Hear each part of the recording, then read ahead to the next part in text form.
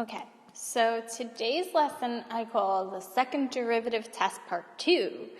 However, in my aim I say it's more graph analysis because it is more graph analysis, but we can understand our graphs of f prime, f double prime much better by now doing like FDT and exploring its relation with our graph analysis. And now that we did SDT, our second derivative test, we can understand even more.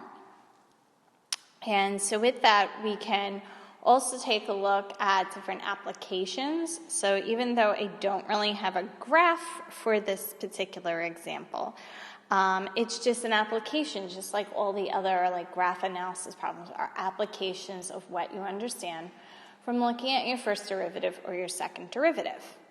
So if you look at your first derivative of your position function, you have what is velocity. And if you look at your second derivative of your position function, you have acceleration. So that's why I found this one to kind of go over with you, because we've been doing a lot with the graphs, and we haven't seen a lot of these in a couple lessons. So we're going to start off with looking at our position function, and our position function is a polynomial function, so it's continuous for all reals, or for all values of x, in this case actually t, and velocity is s prime of t, which we said before, and that comes out to be 2t minus 4. So if we take a look at that, we can tell that s is differentiable for all reals. And this is because, like I said, we take a look at s prime of t, which is v of t. It's defined for all reals. For all reals. I say one thing and then I start writing something else. I don't know why. So this is good because then we can kind of proceed through our problem and our function and take a look at what's going on. And the reason we want to take a look at what's going on is because we want to describe the motion of the particle. Now the particle is moving along a line, okay, not a curve. The curve is just giving you where it is on the line, okay, so that's why it's your position function. All right, so let's continue. So if we need to know the behavior of our graph, then that means that we should find our critical points, okay, where our derivative equals 0, and if there were anywhere else it was undefined, to figure out, well, what's going on with this particle, okay? So for specific values of time, we'll know what's going on with our particle by looking at its first derivative. And again, when it says describe the motion, then we need to know what's going on with the behavior of your position function, like what's going on with the position of this particle. So, since we have t is equal to 2, these are our two intervals. Now, it's different than when we were doing our first derivative test before, because we're talking about a particle, and it's moving, and t is greater than or equal to 0 because it's time. So then we are adjusting that information, that we're not starting at negative infinity, but we're starting at 0. So we plug in, let's say, 1, and we plug in, let's say, 3, and so as far as s of t, okay, if we were to graph out the position, we would see that our function is decreasing then increasing. But as far as our particle is concerned, okay, is that it starts at t equals 0, okay, so its position is wherever you plug in 0 for t. Okay, so we're going to have that as like our final answer, but we need to plug that in. And then it stops and reverses direction.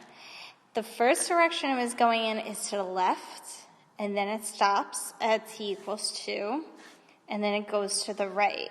So later on, we're going to have to plug in 2 to see what its position is before we say it starts moving the other way.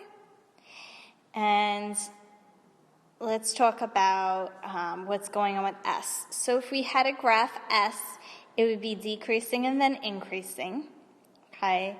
And we could also say that S has a relative min at t equals 2. And it's because the sign of S prime of t changes from negative to positive, okay? So I'm going to point out that what that means is that it's the furthest to the left on the line, because that's where it was first, okay, before it reverses direction and goes the other way. So that's what the relative min means. Okay, so since it was already negative, and this is a min, it's furthest to left.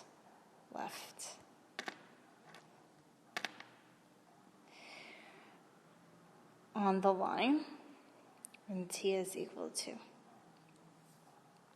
All right, so as the aim is indicating, let's continue to look at some other information, okay? So like the second derivative, and it turns out to just be the constant 2. So what that means for velocity, okay, at least the function for S prime of t is differentiable for all reals. That means velocity is defined for all reals.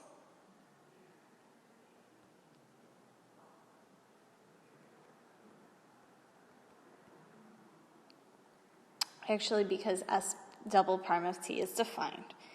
Okay, now as far as finding any critical points, we're not getting any from J and we're not getting any from K, because setting that equal to 0 is just not true.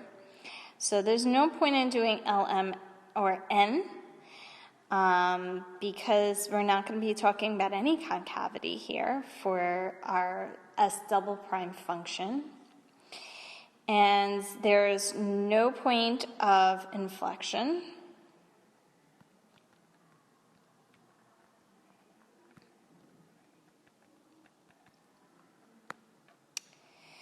So let's get to P. P is when we start answering information from the problem if we didn't do so already.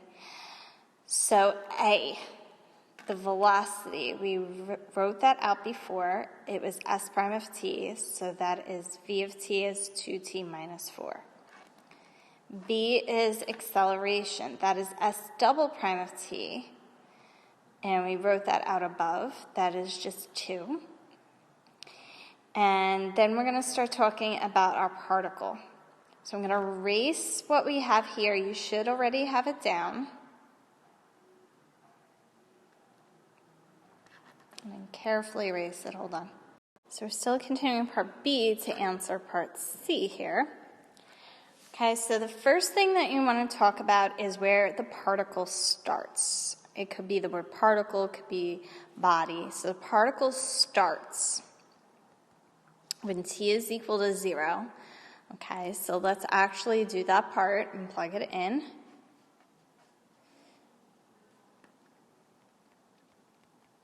So when we do that, we end up with 3. So it starts at 3, okay, and moves in a negative direction. And if you're wondering where that came from, it came from our chart that we made, part F. You'll notice that the first sign we see is negative. So when it moves in a negative direction, that means that it's going to the right. It's going to the left. So you can also say that it moves to the left or in a negative direction.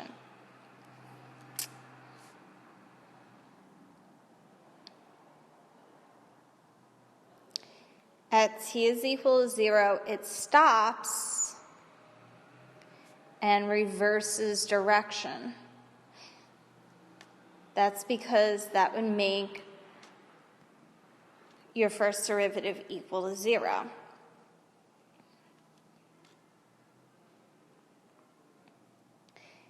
And so we want to see where that happens. So we want to say at wherever s of 1 is.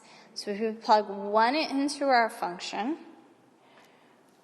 okay, it's -1.